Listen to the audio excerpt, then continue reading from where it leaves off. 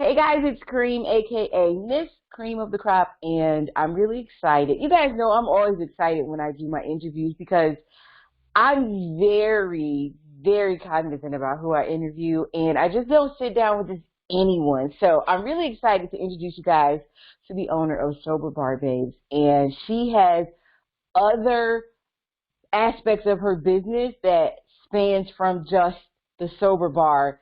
And she's based in New Orleans, Louisiana. You guys can tell when she starts talking and hear her amazing accent. I listen. I can listen to people from New Orleans all day. And so I'm really excited to introduce you guys to her. So I'm going to give her the virtual floor and allow her to introduce herself to you guys as well. So, well, how y'all doing out there? I am Riddell Green, a.k.a. Dell, like the computer. No hate on Dell, but I do not crash. That's my handle. I had to put that on my name. A lot of people got that confused. But I own the first sober bar in New Orleans. We call it Sober Bar Babe. It looks like a really cute shotgun of a shotgun home in New Orleans. You know the history of shotgun homes. It's tied a lot to the Haitian side of the people of New Orleans. It's really cute. I sell beverages, bites, and brands. Our beverages are mocktails, not cocktails, because we are a sober bar, along with different waters like alkaline water with Level, John, also Fiji water, San Pellegrinos, coconut waters. It's just all type of beverages, cocos, teas, coffees, beverages, honey, you name it. Snowballs. It's a cute little quick grab, right? It yes. also has bites, which is our boudin, alligator, and crawfish balls. We call them go balls, served with Ramalan sauce, and falafel balls for our vegans. But that is not it, you guys. We have a signature shoe we like to call Go Flats. Do not get caught walking in Pigeon Key on Bourbon Street. You have to see this shoe. Sorry, I don't have it on display right now. I was going to ask if you have one. You have one? I'm going to go and grab it. Okay. And I'm sorry for having it prepared. That's okay. So I have a pair of red ones right here with me. These are called Go Flats, right? Do not get caught walking in that pigeon pea. They're a pair of shoes. They're also a wristlet, and then it turns into a tote bag at the end. So here's the Go Flats, quick little simple, right? Fit in your tote, your purse, your fanny pack, all that good stuff. So it's a wristlet for that quick girl's night. Yes, I love it. Take them off, because this turns into a tote bag. You know what I'm saying? So, yes, drop your stilettos and keep on going, guys. Reusable, rewashable, different colors, prints, patterns, and they're customizable. I'm just saying, red bottoms, purple bottoms, yellow bottoms, all coming soon. It's really cute. But outside of that, I'm also just a personality. The building is the experience. I'm just out there bringing a New Orleans vibe because, as everybody knows, most people's cities are being gentrified in certain areas. And catching it real hard in the Treme because now it's like it's mostly white, and that's the Treme, the first black neighborhood right outside of the Bou Carré, right? So you have yes.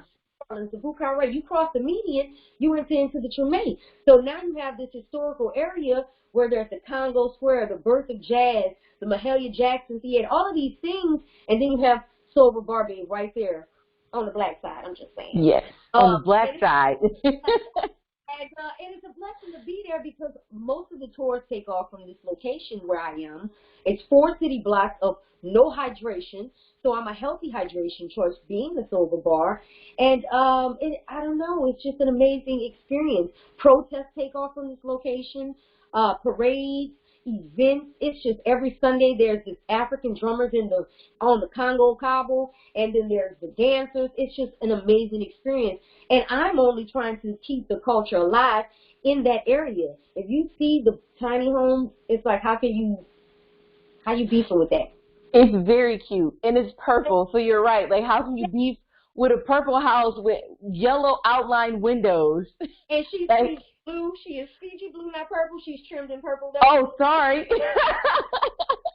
In the she was blue. I'm sorry. Blue, Fiji blue. What was it? Ellis Marcellus said it best. It is a manifestation of participation. You know what I mean? Yes. When you come to New Orleans, you're not just coming for the food. You're coming for the people. You're coming for this the experience. You're coming for this experience because there's no people like New Orleanian people, and like you said, you just can listen to us talk all day. But all day. beautiful experience to come here and still hear New Orleans people here. You have the new New Orleanians, but then you have the native New Orleanians. We're 100,000 or more black people short since Katrina. That's a lot of people. And it's been replaced by all type of other people. Yes. That are changing and altering, essentially, the culture in New Orleans. The food, all this stuff. That's what I've been noticing. So shout out to Reggie, a.k.a. Reggie Art on Instagram. So he's the reason I even found out about you and your business and just all the things that he posts on his page.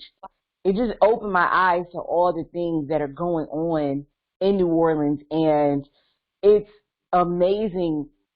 And I'm not saying that in like a great way. It's just amazing the changes that are happening in your city. And it just seems like, I don't want to say no one cares, because there are people like you, there are people like Reggie, there are other people that are around you guys that do care. But it seems like all the changes is making everyone else think that you guys are okay with it.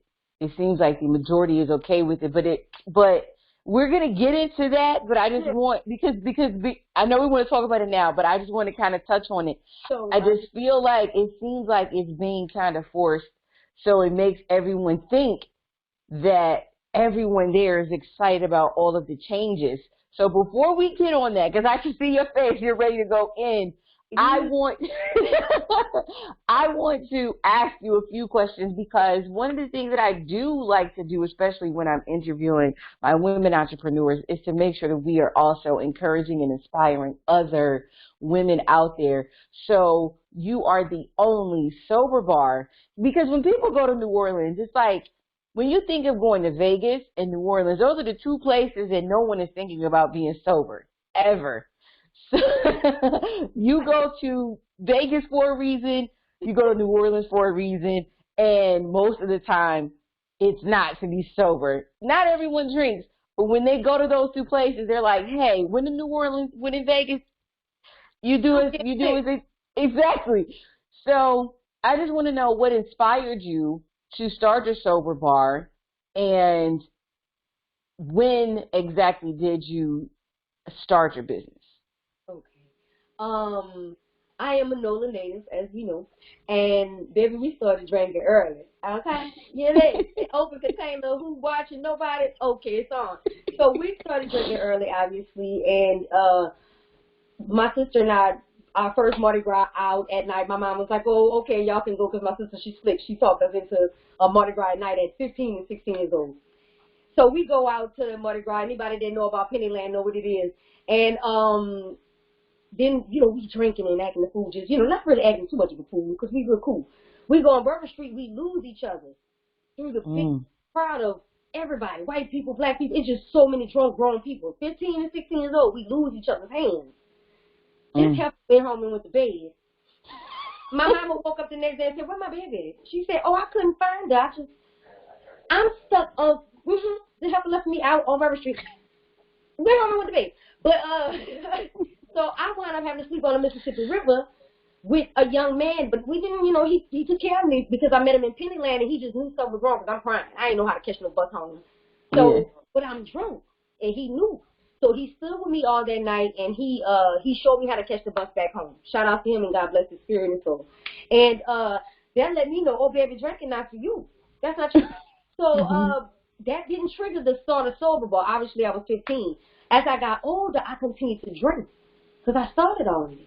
And I became a violent drunk. Because the Haitian and the Italian mix, baby, I'm born with this fire. You know what I'm saying? Like, it's here. And just add alcohol, that poison is a whole nother level. And my daughter, I have one daughter, and she used to say, "Mama, you get so angry when you drunk." Because it was happening to whatever trauma. And I was like, man, no, I don't block. Got drunk one night and wound up face down and puked with roaches. And one of the bartenders, Kenneth, thank you, shout out to him. He's here in Louisiana. He picked me up off the ground. My sister, she was ordering a fish plate. They come back out. I'm in puke, you dig? Homeless man was watching my back because as I'm going down, I'm looking at him like, please don't hurt me. Now, this is alcohol taking me out off my feet slowly. And after that, that I was done. And that was a combination of being bounced from bartender to bartender to bar without hydrating in between. And the peer pressure from people around me saying, "Deal, why you not drinking? You not fun when you not drinking." So every time I wound up having a cup with Shirley Temple in my hand, nobody ever pressured me and asked me questions. So I got this tiny home. I built a couple Nola to go, sober bar. In 2018, after this pandemic, I'm unemployable as hell. So I had to do something. I said, "God, please help me, right? Because I don't want to be a slave on a bridge, homeless as hell. Because I'm something serious. And I know I can do something and monetize my talents and my purpose and my gift that you gave me." And sure enough, I prayed. I got this silver bar building. We built it. We put it together. We painted it. We put murals on it. Shout out to my muralists. And I'm grateful for the inspiration from God. You know what I'm saying? Like, number one, God. And this is what it came to. I did second lines. I was chasing second lines. If you know anything about second lines, I was on the bridge into American Trust. And we cracking down on pop-up, so they shut up under the bridge down for the black people where we really do this. Then I saw all of that. And it cut up here, cut up. She cut up, on up. And then after that, I went to the Lafitte Greenway Park with my building. And then I was like, where are these bicycles going? And I went under the bridge. Man, they had the fruit stand. DCEP had the fruit stand, so I sat up across from them. And then I said, I want to know where else they going. And I went to the Armstrong Park where I should have already been, because that's what we've been doing since New Orleans been New Orleans. You can't pop down, like crack down on no pop-up when the whole city is a pop-up. Right, exactly. And the territory was unclaimed by the Americans. They bought it under the table in 1803, Louisiana Purchase. So don't come for us talking about this. There I go, I'm about to run out. You saw it? So I'm gonna bring you back because you told me to promise you that to reel you back in. And you so come to me as a Bukhari police officer and say you blocking the crosswalks, and you know what I'm saying? And then you tell me, they don't know what you're talking about yet. We gotta hold on. Hold on. So bipolar, I'm past bipolar. So listen, I love it. So out of adversity came your business. Listen, the good thing that I think that people can take away from this is if you are obedient, you have to be obedient. If you are obedient comes your blessing. Through obedience comes your blessing. So this was your blessing. You had to go through all of that you went through, and you listened, because sometimes people don't listen because you, like you said, you were on the verge of homelessness because of something that you were enjoying, which was your drinking. And a lot of people don't get that epiphany, and say, oh, I'm going to listen to it. Some people just like, okay, whatever. I'd rather just have my fun. And if it comes down to homelessness, I'll be homeless, drunk, and having fun. But you decided to turn it into a business. So a lot of times we question adversity, but I think that a lot of times we have to realize that the adversity that we go through prepares us for the next stage. So I think that what you were going through during the times of your drinking and you had all that going on, it prepared you for all this new adversity that's coming your way. And the only way you could have faced this new adversity is to be sober. And in your right mind. Approach me while I was drunk. I'm going to check my record start. Listen, it's like, hey, if I'm a firecracker while I'm sober, imagine if I had a few drinks. So I think it just prepares you for what you're going through now. And it's not to say that we want to face adversity, but a lot of times we have to be the first one and be willing to be that person. We're chosen. I think people don't realize that all of us are chosen. Our gifts are chosen. And when we go through things, we're chosen to go through that because God knows. That's your purpose. God knows who can handle what. He's not going to give you no more than you can handle. Exactly. So that was you went through that, you overcame that so that you could have this story, so you could start this business, and now this new adversity is coming. But that's just because you've always been strong. You've always been this feisty lady that can handle this, because imagine someone timid going through the things that you're currently going through. They may not be able to handle all of this adversity and still continue to thrive the way you've been thriving. So let me go back to those shoes though, because I'm a shoe girl. Let's go. Now, listen, exactly.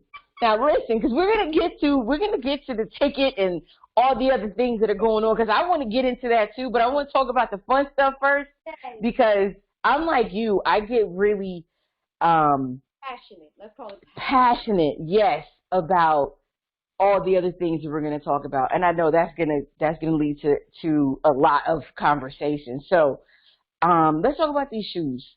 Come on. When you unfolded that little clutch and it turned into a big tote bag, listen, Black women are amazing. Our minds are amazing. Baby, look at the little tiptoes peeking out without that. I see. But you thought of everything, because you said you can open this up to an even bigger tote to put the shoes that you took off and put them in there. You thought of everything. You thought of everything. The hydration, the little clutch, and then a big pouch for the shoes that you took off. Yes. All prints, all colors, all sizes, customizable. Girl trip, no problem. And and listen, a lot of people again go to places like New Orleans and don't really realize that you guys have a different type of humidity and heat. So you go there thinking you're gonna be cute. You about to melt, boo. You better get the right foundation. Exactly. Yeah, you need the right makeup. You need the right shoes. So the Go Flats are an amazing idea, because I think that a lot of times, especially when you're on vacation, you're thinking of vacationing, you're thinking of being comfortable, but a lot of times you don't realize how uncomfortable you really are until you start walking and your feet are like, so you done? Are you done? And you're like, no, there's so many other things I need to go see. My bone to take off a little bit more, just 2 more blocks. Get up out there. Go flat, mommy.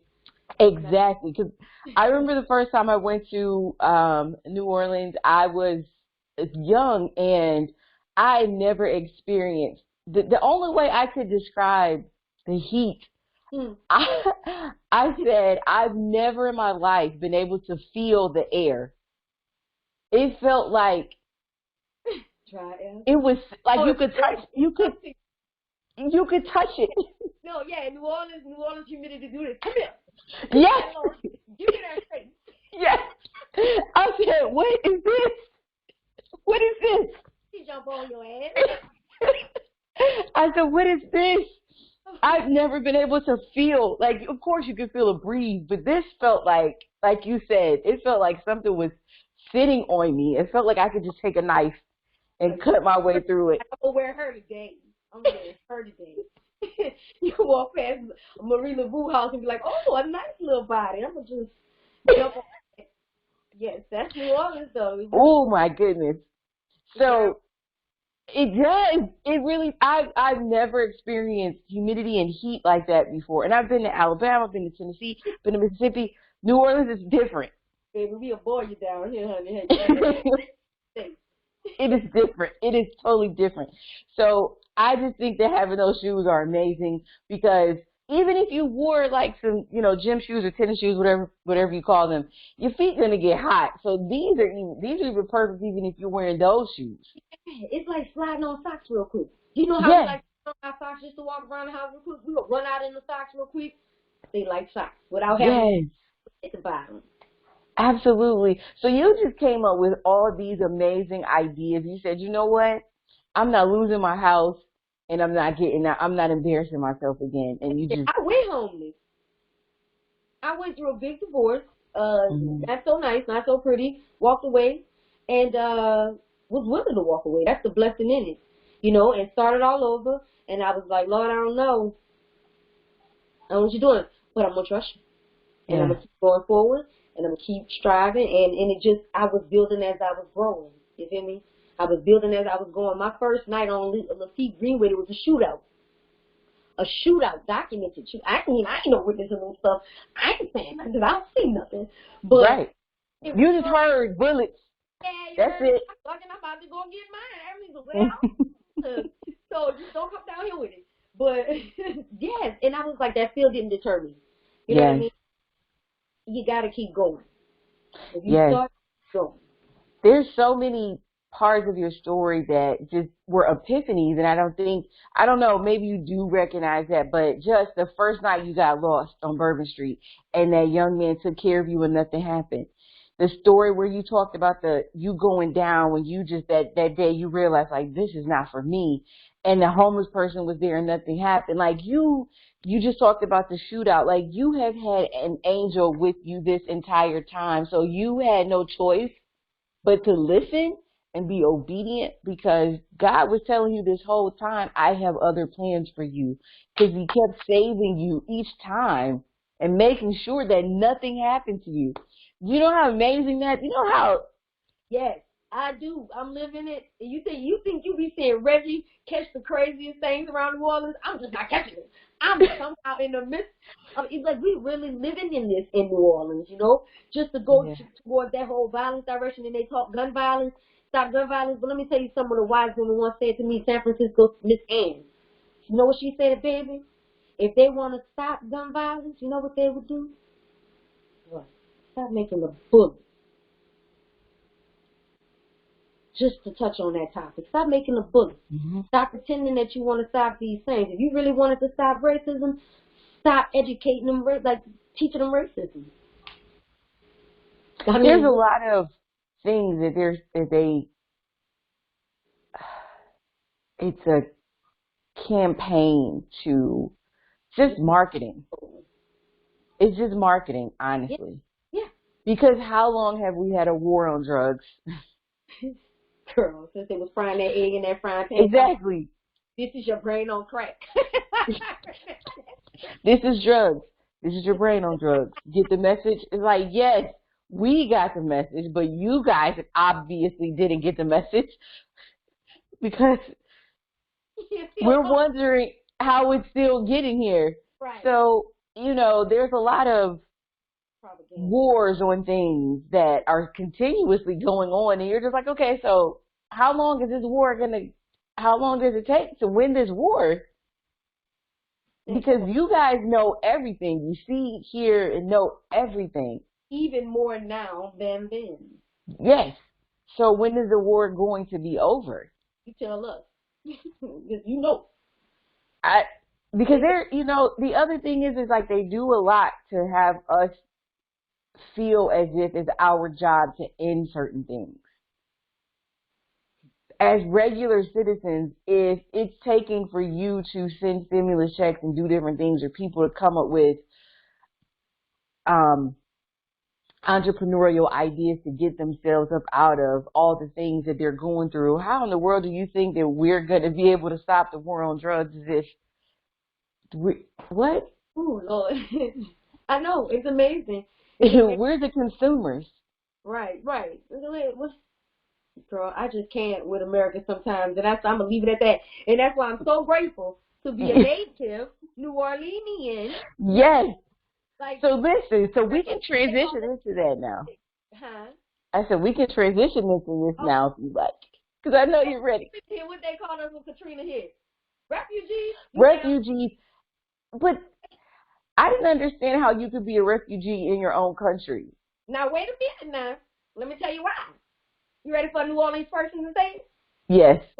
The reason you called us refugees because, again, 1803, the Louisiana Purchase, you purchased us under the table through your little cousin. Yeah. We were never Americans. It was unclaimed territories between Spain and Britain that would have, the battle over us, minus how powerful the Indians already were. This is why America ain't wanting no smoke, because the Indians were so powerful they couldn't goddamn penetrate. So they left it alone. You understand?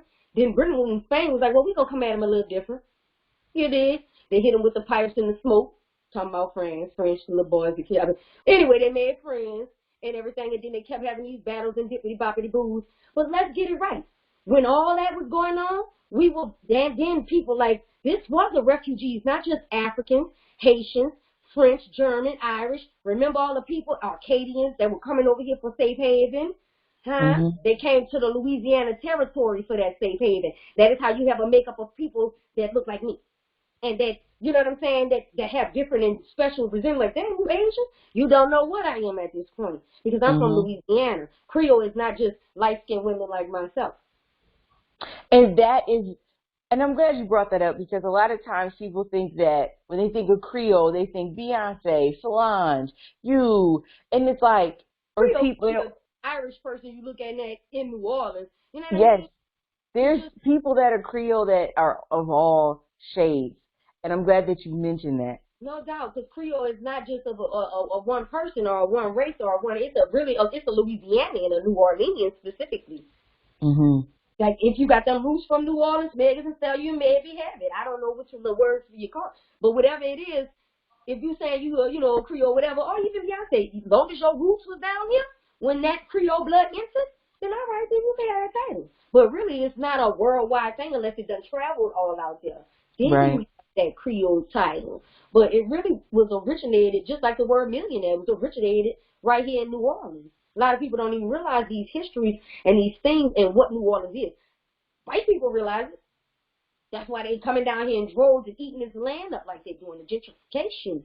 Now y'all getting passes to high-rise bills. We have all of these things that we couldn't do, but y'all could do. But I ain't gonna get into that. I digress. Cause I No, because listen, but look, that's what you're here for. You're here to promote your business, and then now it's time to cut up though, because we're gonna talk about it's time now because we're gonna talk about other than the fact that I was really intrigued by you having a sober bar in New Orleans. I really wanted to talk about what you're going through as a businesswoman, as not just a businesswoman, but a Black Native New Orleans businesswoman, and all the things that I'm noticing that all of you guys are going through. Like you said, you guys have always been a pop-up city. And most people, like I said, when you think of New Orleans, you think of that. You think of going as a tourist and seeing all of the pop-ups everywhere and spending your money on the street with vendors. That's what you look for, other than the drinks and the beignets and the normal, typical things that, you know, people think to do in New Orleans, you know, but you do look for the pop-ups. You look for that New Orleans. Yes. You look for New Orleans when you come to New Orleans because you done heard so much from so many different people and television and everything else. You look for what they put on Hollywood. Exactly. Pop-up vendor here and the experiences, the good mornings and the... But when you get here, you don't get none of that. Well, you might get some of it depending on the day. I don't really know. But at the end of the day, from what I'm experiencing currently right now, a lot of tourists, like, you're the first New Orleans voice I've heard outside of being a waitress or a cook or something. Or somebody shoveling shit on the side of Bourbon Street. You like the only voice of New Orleans, like that's actually, you got your business. It's a Black woman. You really on the representation. Looking at you make me see New Orleans type stuff. Like, it's crazy the things that people say to me. And they love it. I got emails, inboxes, just saying, I made their day. I made their New Orleans experience. That's crazy to say, but it's true. People are missing the New Orleans people. And here they're pushing you out. That first you discriminate against the people. Then you sit there and you discriminate, you gentrify, right? You hit us with Katrina. You keep hitting us with these things. You give us the PPP loans and the SBA loans. So we're going to call y'all out too, SBA and everybody. You want to give us a sister EIDL loan, but you give them like $2,000. Nobody can't do nothing with no $2,000, $4,000, but yet you give Walmart and these big box brand companies, small business PPPs. How? How are they small businesses? But then you tell us y'all ran out of money when we just trying to get the flow of it, but you want that money, that payback immediately, but you want that payback, but now you got the mayors and everybody city talking about we cracking down on pop-up. How you cracking down on something that I just got this SBA loan that I need to pay back, but good, and then you leaving these businesses stuck, and then they got to hustle off on the side, you know what I mean, without, and then you don't permit them, so now they ain't got the proper permits, now they got to pay the fees, they got to pay the PPPs and the IDLs and the SBA. Come on, man. So, I already know the answer to this, but we're doing this for interview purposes. What was their reason behind cracking down on pop-ups? I'm really not sure. To be honest with you, I've never even heard of no such thing in New Orleans. That's because New Orleans been hustling since New Orleans been here. Exactly. So that's my confusion. What made them say, okay, now we have to crack down? Because if we go back to a couple minutes ago in our conversation, we talked about the war on drugs, we talked about gun violence and gun control and all these different things that our country talks about, things that we have to crack down on. We have to crack down on violence. We have to crack down on this. So to say you have to crack down on pop-up shops, that don't sound suspicious. That sounds weird to me. Because you crack down on drugs and you're cracking down on gun violence, so how do you crack down on the pop-up shops as if the pop-ups are creating a nuisance or an issue when that's what? And I'm not from New Orleans, if people can hear. Yeah. I'm from Cleveland, and this is what we come there for. So I'm confused as someone who's from outside of the city as to how pop-ups are something that needs to be cracked down on when someone like me and others like me come to the city for that. Yeah. I'm not coming to New Orleans to see no one on the street. When I come to New Orleans, I want to see everyone's been telling you, I want to come to New Orleans and hear people sound like you. I want to come to New Orleans and get New Orleans. Yes, I don't want to come and everything looks like it was just an orchestrated street show. That's not what I'm coming for. That's what it's starting to look like. Now it's starting to look like I'm not trying like a movie set. I don't want that. Yeah. Let me say it because they say I'm insensitive and shit, you know what I'm saying? So let me just put a little disclaimer on what I'm about to say. Okay. I don't have no problem with nobody at all, period. I'm cool with everybody and everything. Not really, but I'm alright with everybody. Yeah, I got you. You know, they out there wearing costumes constantly, and now it looks like you said a movie set in a pop-up puppet show or some shit. That's not no New Orleans culture. All of that stuff that they starting to now circulate on the media and the news with all these puppet masters, human puppets and, clownery, that ain't our culture. I ain't talking about masking the respectable masking. Right. I'm talking about people dressing up like Alice in Wonderland level shit and thinking and prancing and the fake second lining. Do you understand what the footwork and the second line and the way you really low-key disrespecting what you doing and not having it's almost like that part just, we gonna move that, but we just gonna juke and jive up and down. Right. It's like when people tried to commercialize the Crip Walk. It's like, they were like, you do realize that the footwork means something. Like, that means something to our group in our organization. Not anyone can just get out there and do that. Right. You got it all on Hollywood, Nationwide, whatever the box. You can't play with people's stuff like that when they take their spirituality seriously. Exactly. But people have lost respect for all of these things. But the minute you play with, lose respect for them or dish that shit back out, then now you sensitive. Right. Keep that same energy. Match this shit. So basically, their goal is just to commercialize New Orleans, which is really what's been going on with black culture anyway in this country. If the word culture is what they want, the black woman, say, for me, I speak solely for me, y'all can have CULTURE or whatever, however y'all spelling the KUTs and L's and G's.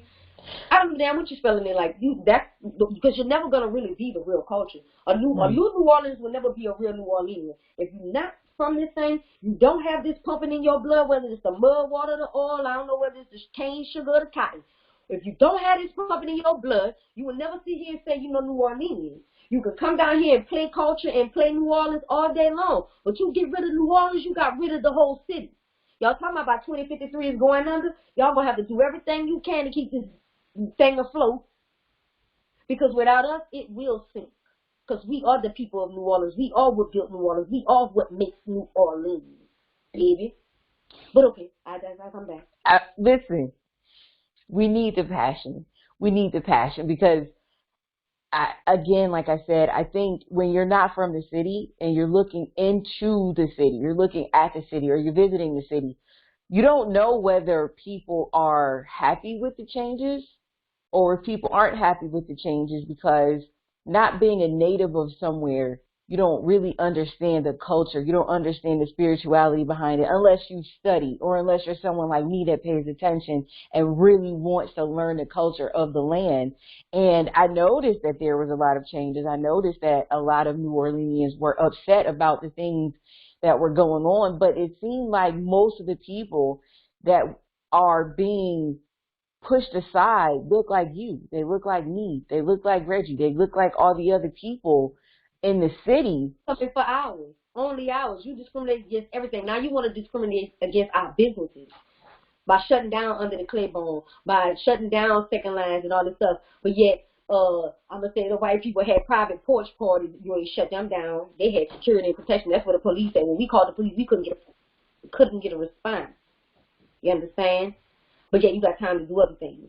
You understand? It's like the bias in it. Then you got, nothing against the Spanish people. I ain't got no against nobody hustle. You got taco trucks on every other block. Did you shut them down? Did you shut Home Depot Taco City down, Lowe's Taco City down?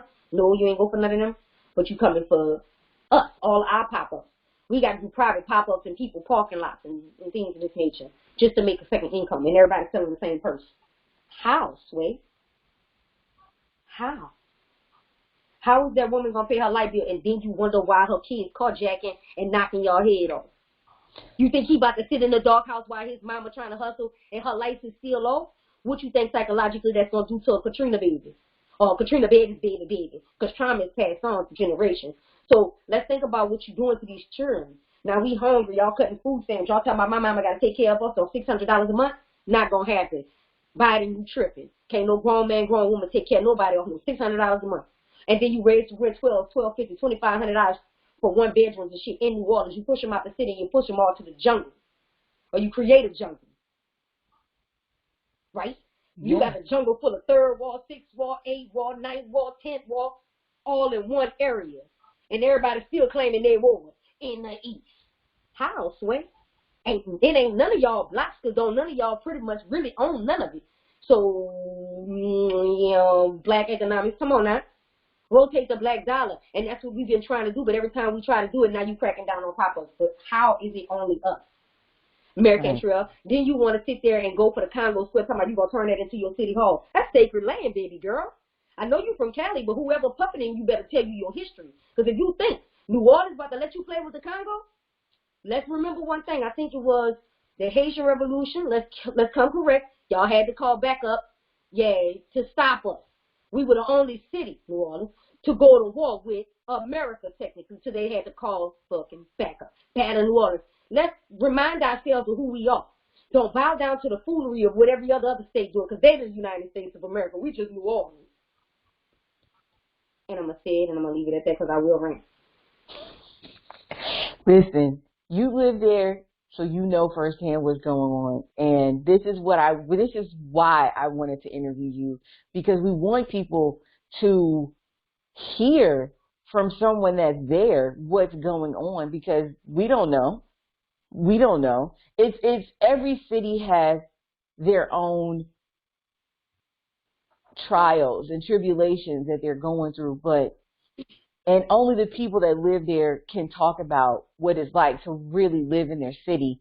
But what's going on in New Orleans is different, I feel, than a lot of other cities, especially because you guys have always been a tourist town. You guys have always been a place that everyone, as you said, it's like a melting pot. Everyone comes to New Orleans from everywhere. And it's a city that draws you in, and it's mainly the culture. And yes, the movies in Hollywood, they portray, the voodoo and all the other things, and they make other things way bigger, and people do go there for those things, hoping that it's going to look like Hollywood. But I think before you could go there and get educated on what the culture really is and what New Orleans really is, because like you said, the natives were there, and you got to see, like, it's not what the movies were saying that it was or that it is. But I think now they're trying to tell a different story. And it's confusing for someone like me that's not from there. It's just like, well, now I understand I understand after doing more and more research and following more and more people from New Orleans and reading the comments, I see what they're doing, but um, the entire United States is being gentrified. All of our neighborhoods are being gentrified, but it's almost like what's going on. Yeah, but what's going on there is different. Yeah. What's going on in New Orleans? It's different. It is. It's because they know the value of New Orleans. New Orleans is a major port for most of the Americas. You know what I mean?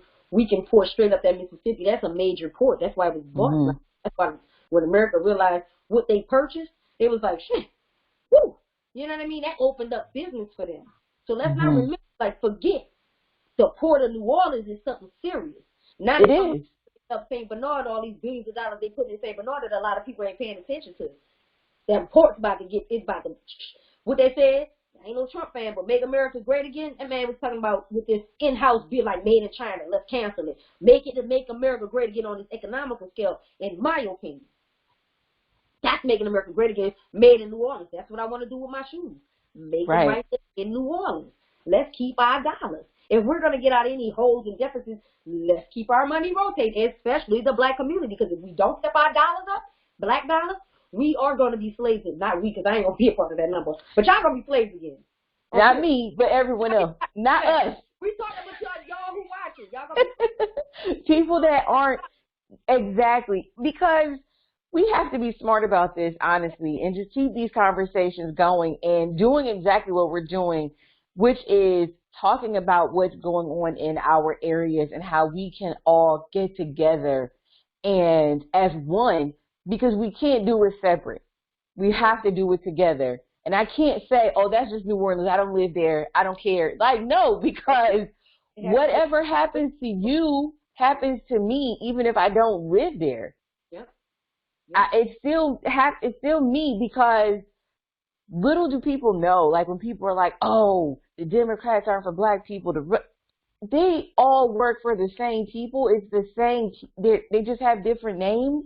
Puppet on the string. It's no different. So it's like if I could see that I can get away with doing something to them,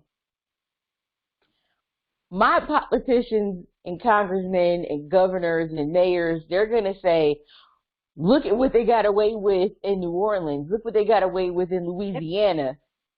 So we can do that in Ohio. We can do that in Cleveland. We can do that in Detroit. We can do that in Michigan. You know, it is a trickle effect. So that's why I say when the black community says we are our brother's keeper, we really are. Because if they know that they can get away with this group, then they're going to say, oh, we can do this group. We can do this group. We can do this group. Other races come together the minute one of them disrespected. Yes. And I say they stand up. They stand up. Absolutely. Be out there crying. I ain't got no tears for them. I don't even want to be on the camera, as a matter of fact. Because now it's war, like Byron Cole said. Shout out to Byron. War. And I ain't got to be nice in it. You started it, but let's see who finished it. Right. I mean, I'm going to call my God on you. Because he before me. No man can stand against me, baby. So, let's go. And we're chosen. And we're chosen. And we have to understand that we are chosen. No. We have to understand that we're... And I know that, like we talked about trauma being passed down. I understand that trauma can be passed down. And not only that, but when you've gone through so much and for generation after generation, you're being told that you don't have worth, and everyone that was before you was just a slave, but you weren't really taught your history and how much we are chosen and how great we are. And it wasn't that you were just a slave. Someone enslaved a great person.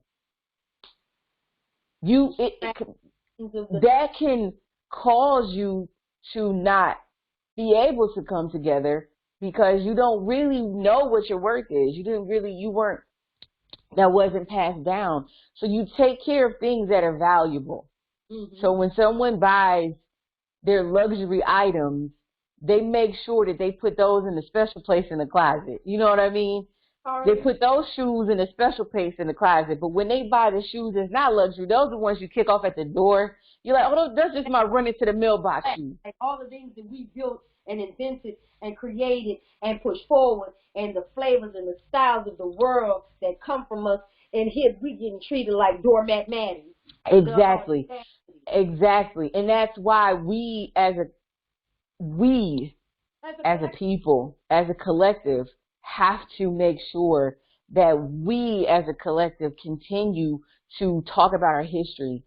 Like you talked about the history of New Orleans, to talk about our history so that we know that we are valuable. Because we have never really been taught that we matter and that we're valuable. It's like we could say Black Lives Matter, but it's like, okay, why though? Right. Miss me with the words and show me what some actions do. Exactly. Why though? But even we have to prove to our community why we're valuable, because a lot of Black people don't know why they're valuable. They don't know why they matter. They do not. They don't know. So if we don't give our history, we'll continue to devalue ourselves as well. Yeah, that's why they act damn animals. Because let me tell you something, and I have to spread light on this, and here in New Orleans, I'm gonna speak for New Orleans, but I see. You have undereducated us, right? Not just me, and I'm an 80s baby, but you undereducated the ones before me and before them. You undereducated them in these schools that you built. After Katrina, you know, a lot of things got damaged and all this stuff. Now they're bringing these schools back as senior citizens apartments. You undereducated them in these, right? You undereducate them in these prison schools that you created. Then you stick them back in there because you turned them into an apartment. You got them all out there taking pictures like this is some fucking proud moment. They sticking you back in the prison. They undereducated you in and making you feel at home. Like, okay, all right, slow down. Seniors only. How fucked up? I'm sorry. It's fine. How messed up is that to do a person psychologically? Now, they might not really even realize what is being done to them, but everybody that got sense know and see what's white, Black, Arab, Chinese, Spanish, like, look at these doing these minutes and they all happy and smart. Everybody else sitting back like, these niggas really dumb. But it's not their fault because you undereducated them and you threw them out there to the wolves and you took them from slavery to hotels and hospitality and niggas and sirs and you took them from one version of slavery and put them in a different version and made them feel like they were free. The dice with their ass, you heard me? Because basically what you did was you took them out of forced slavery and made them feel like they had a choice when all you did was have them choose which slavery they wanted to. It's like you chose, you said, hey, see, this is the thing. It's like you took them out of forced slavery and you made them feel like they were choosing. You made it feel like you gave them freedom by choosing the next form of slavery that they were going to be a part of. That's really all it was. Transfer. It's really all they did was just transfer it because, like you said, and you mentioned this earlier, that a lot of people have come to you and said, oh my gosh, this is so refreshing to really see a Native New Orleanian, because everyone else is shoveling the side of the roads and they're cooks in there, and there's nothing wrong with that. Nothing wrong with that. However, just think about that. If the majority of Native New Orleans are the workers when do they get behind the scenes, if you are the cooks, that's all you're the person cleaning up. What is the difference between what, like you said, being enslaved and being the person that's shoveling the side of the road, that's cooking and cleaning up, because that's what we were doing already. Right. But now, and the minute we break free, you get 1 or 2 in a million nigga that breaks free from the fuckery. And then you sit there and you try to take that freedom from them by accusing them of simplistic things and then creating a record on them and saying, oh, she's not with the program, so we gotta make that one look like she's an outcast, and then everybody else is gonna outcast her. And then now you got these followers already whipped Tom niggas, and then they come join the bandwagon and they play with you not knowing who you are, and then you convert them and they're like, damn, they're really cool. But you got to go through all the rigmarole and the process and the outcasting and the damage in order for somebody, just one person, to believe in you. Shout out to JD for putting it out there. Shout out to Reggie. Because sometimes when a nation and an army of one, nobody's going to hear you. It Right. takes people like you to put these words out there, and people like, the people that really stand on this real life society, equality, level. Like I said, it takes us to work together to be heard, because you can yell as loud as you want to. It's like when you were 15 and you was lost on Bourbon Street. It didn't matter how much you screamed. No one was going to hear you because it was too many people talking. It was too much music, too much noise, too many distractions. But that one person saw you needed help. Like, let me help her. That one person. And if you take, that's all it takes, is the one person to believe enough to get you where you're supposed to be. Like you said, you had JD do that. He did that interview. Then you had Reggie repost the interview. I saw the interview. So now I'm like, let's spread this word. That's how it happens. It's the truth. And I'm so grateful for us as a people starting to realize and open up our eyes to the manipulations in the games. Like, more people coming out of fake woke and really waking the hell up. You know what I mean? Like, they went through their little we woke era. We got some of them still living the era. But then you have the people that are like, man, I really am. It's about awareness. You Yeah, have to be aware. I ain't woke. I'm wide open to this now. Like, look at you look at the commercials. I can't even watch TV. I don't even watch TV. Me either. Because I'm analyzing and breaking down every commercial. Why they just got this? Now it's just too much. You know what I mean? I don't watch none of that crap because there's a narrative. It's a certain way they paint this picture and this belief to mess with this. Absolutely. Absolutely. But so one of the things, well, not just one, but I know that, so they're stopping the pop-up. So let's just recap real quick. So basically they're cracking down. They're cracking down on the pop-up. Go ahead. No. I mean, we're laughing, but this is not funny, but it's funny that they think that they're fun. Exactly. Yes. Because again, hold up. We got to listen. I just shout out to Black people because we are resilient. Okay. Yes. Let me tell you, we are resilient, and this is what I want. Black people, people of color, because it's not just us. It's, the brown people get it too. Hell yeah, the Spanish get it too, and no hate to the taco trucks. I'm rocking y'all. Y'all know it. But at the same time, stand with us. And that's what I was going to say. If there are a lot of people that are a part of the oppressed group and a marginalized group that don't want to admit that. And as soon as they put their pride to the side and admit that, and then we band together, we'll have an even bigger voice. But it's about Black people right now. We are resilient. We cannot be defeated. And they know this. Everyone in the world knows this. Because it doesn't matter what you tell us we cannot do. We're going to figure out a way to do it. Even though we had this pandemic and everyone's like, oh my God, I don't know what to do. Black people are like, no groceries. Okay. We never had groceries anyway.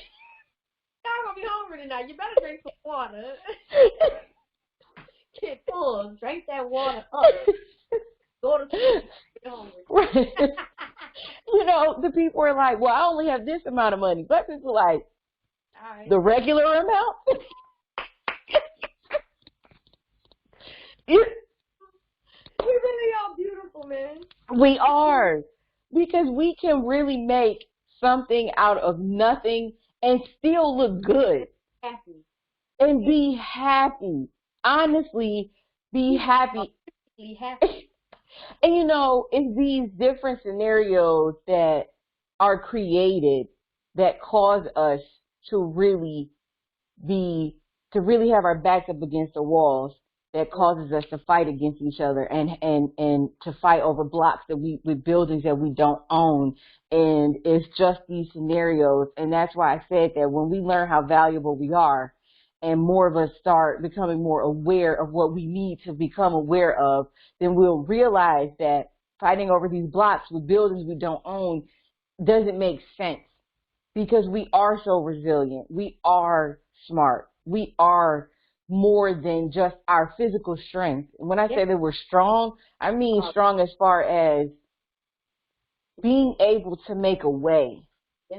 And when we bring those powers together, I've seen it in small portions, and we can make a huge difference for ourselves, and we are powerful. And we know that in a sense, but we have to use our power in the proper way. It's a lot of rebuilding. It's a lot. It starts with these women. There's a lot of weak women. I don't care if you feel played. Y'all know where I'm at. 801 North Rampart. You're weak, you do. Say what it is, I say what I say. At the end of the day, step up your woman game. Because if you got these babies out here, I don't care what type of relationship you're in, I don't care nothing about none of that. If you got a kid, it starts with you. You are molding that next generation. You are teaching them how to be an asset to society or a threat to society. Don't come on TV talking about GoFundMe and my baby was a good baby when you know your baby was raised in all levels of hell because you was raised in all levels of hell and you wasn't handling your business as a woman first, a mother, a wife, a girlfriend, whatever you're trying to portray. Handle your business with your kids. Make sure that's the most important thing you did if you're going to have a baby. Handle your business. Raise some babies right because that's where we're losing at. We're losing the babies, the innocent. We are. Now babies to watch these devil worshiping TVs. I understand now why they say that TV is the devil. You letting these babies be indoctrinated with all of this negativity. And then you're dressing them like little high thoughts in training. You're dressing them. This is too much. You're doing too much. We have to, women are the backbone. And it's going to take for us to really bring the community together. Like we really do. We are the backbone. We're the nurturers. We are the planners. Now the nurturers are the thoughts. We are. You know what I'm saying? No, I'm sorry. We have to get back to wanting to nurture. And I think that all the things that are going on with our communities where we have had to be everything as far as like the dad, the mom, too many women, too many of our communities have been torn apart from prison and death and just all these different things that I think that it's made the roles that women used to have disappear. And I think that a lot of women now are just like, I just want to be free. I just want to have fun. But we still need some people. It's cool to be free, but we still need some people to uphold the community. Right. Yeah. We are struggling in that department because, again, you don't have women raising women. You don't have women raising men. You don't have the proper dynamics of what's supposed to be happening. And even if it is girl on girl couple, at least have a fucking structure. At least have what's supposed to go down. If it's guy on guy, teach them morals. Yeah, it doesn't matter. A family is a family. It's just all about us having structure. Have some morals and some integrity and something from God in you. Because if you don't have that, then you going to come out here on whatever level. And then you going to dish that out, and then when somebody dish it back to you or hand you your entire ass, then you going to feel played and you going to call the police and all these other things that y'all want to play on. You know what I'm saying? We have to care again. Yeah. Right? I just think we have to care again, though. You know, we have to care. And it really does start with the moms and the women. Like, we have to care. But that's where I was saying, like, it goes back to, like, because women have had to be everything in the community, I think so many women are just becoming hardened. And the softness has gone away. They've evolved. Let's think about things. Yeah. Everything evolves. It has to adjust according to its environment. So if we don't have our men, what do we become? More masculine. Yeah. Every man's hollering right now. I don't like a woman that. Well, you should get a group of men and y'all have a man talk, and then maybe we'll step back. But exactly. Listen, women are just like, our favorite line is, don't worry about it, I got it. Don't worry about it, I got it. Because we do because we've had to have it for so long. When people see me humping that trailer, I be cute sometimes now. I be cute. Sometimes I'm rough. I like to be rough most of the time, but I be cute. And when they see me humping that trailer, they're like, how this female out here dropping a trailer, dropping a deck, busting out umbrellas, setting up chairs by herself?